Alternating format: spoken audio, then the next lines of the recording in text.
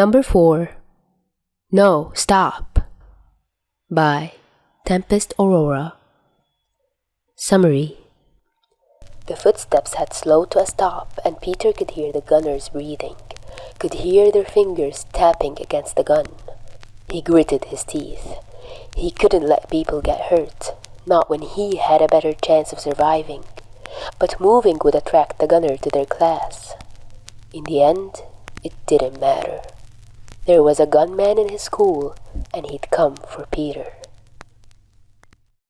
Before we begin, trigger warnings will be provided in the description as well as the first comment. Please check them out for any potential triggers, and stay safe.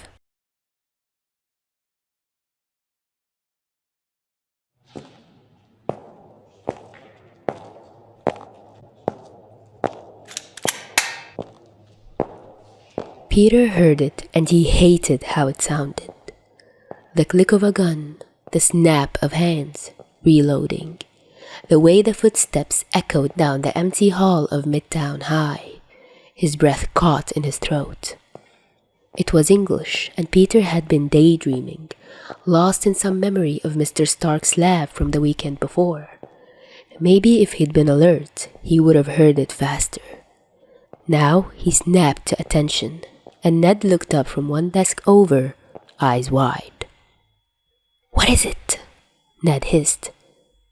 "Gun," Peter replied, louder. Miss Adler looked over, eyebrow raised. "What was that, Mr. Parker?" "Gun," Peter repeated. "I heard it."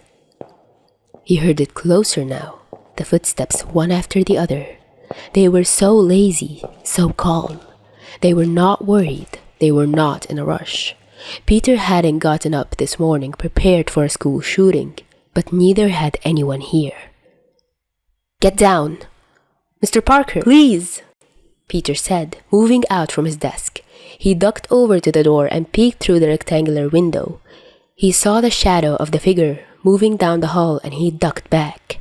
There was a snicker somewhere in the room, but he ignored it. Why didn't the door have a lock? "Mr. Parker," Miss Adler said, quieter this time. "Please take your seat."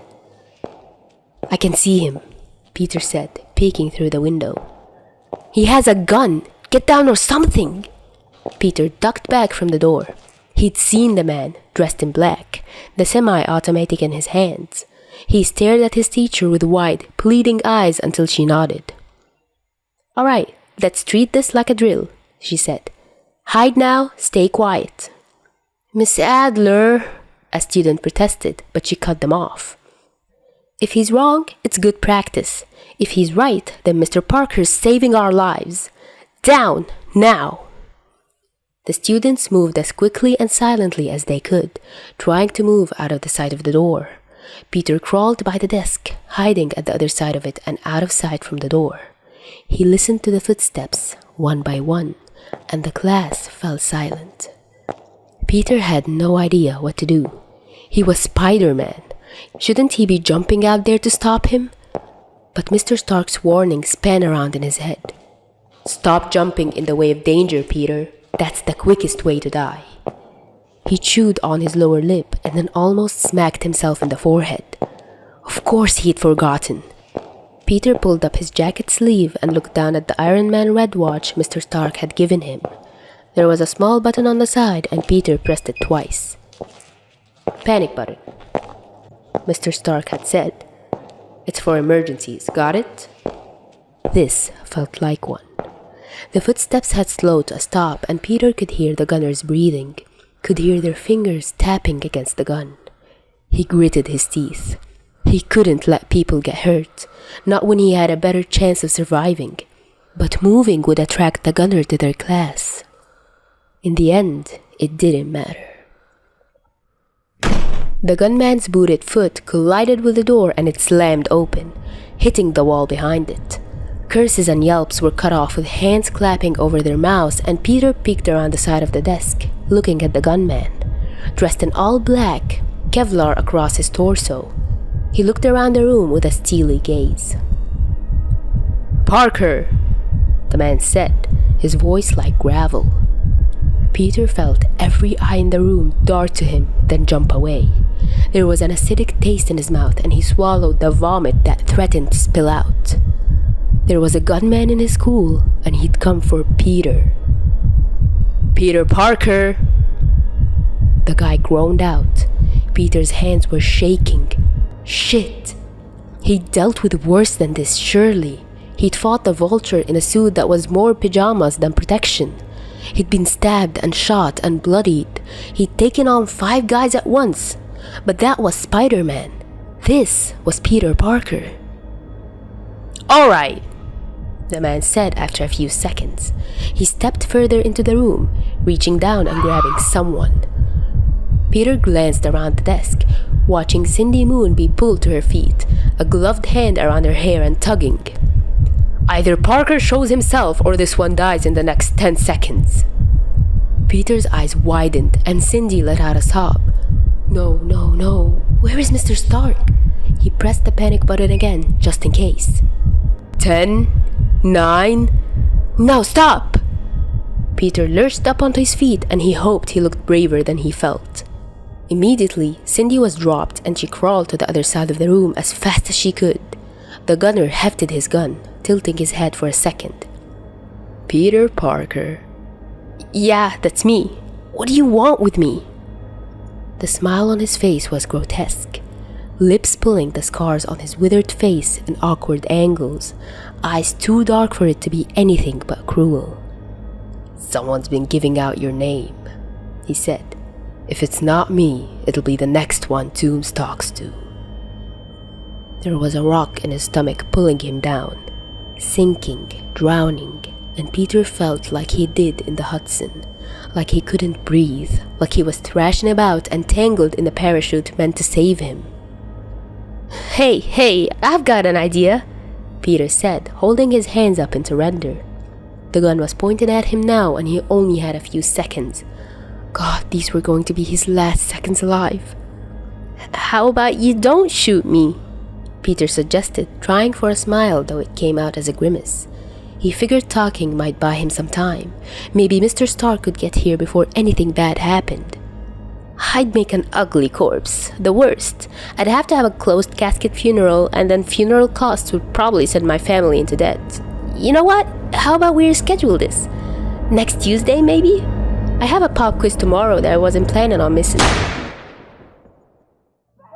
The bullet landed in his stomach and everyone in the room jumped. He heard the screams somewhere of students running from the gunshot, of people who were stuck in this room hiding and leaving the building.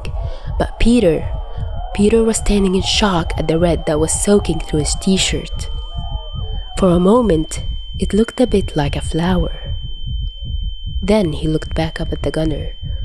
How hadn't he seen it coming? Was he so full of fear that it had blocked out his danger sense? He didn't have it in him to question it, just took a long, shuddering breath. "You're going to regret that," Peter said, strangled. The gunner smirked.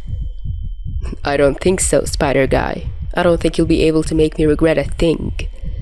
Peter leaned forward, holding himself up on the desk. There were spots in his vision and a metallic taste in his mouth. His hand slipped on some of the papers, spreading the blood on his hands across them. Since when had there been blood on his hands? He didn't register the way his classmates looked at each other, the way they mouthed the word Spider-Man like he was going to save them now. Spider-Man had been shot in front of them. Spider-Man wasn't helping anyone. Peter Parker was making sure of that, because Peter Parker was dying. "It won't be me," Peter promised, trying to keep his voice strong while his knees threatened to buckle beneath him.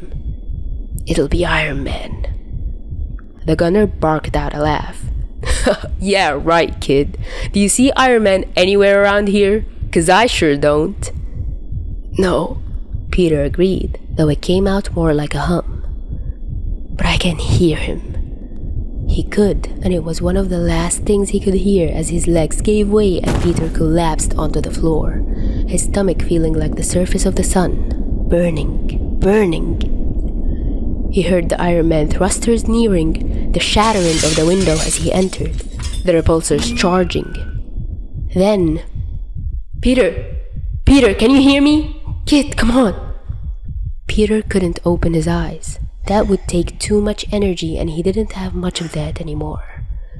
He could feel himself being moved and lifted, could hear sirens closing in on the school. You're gonna be fine, Pete. I promise, you're gonna be fine. Peter didn't have enough energy to reply to Mr. Stark, because it had to be Mr. Stark. No one else ever spoke like their heart was breaking in two. But he had enough energy to smile. So he did, and let his head loll back, and the sound of the Iron Man thrusters being the last thing he heard before he slipped into sleep.